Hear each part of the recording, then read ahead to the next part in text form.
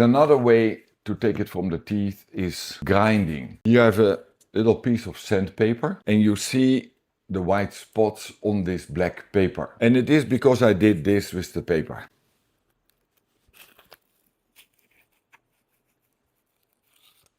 I was chewing for maybe 10 seconds. And then you already get these white spots on the black paper. And it's not because the paper discolorizes. No, it is because you take a little bit away of the teeth. And that's also what happens when we grind the teeth. Let's say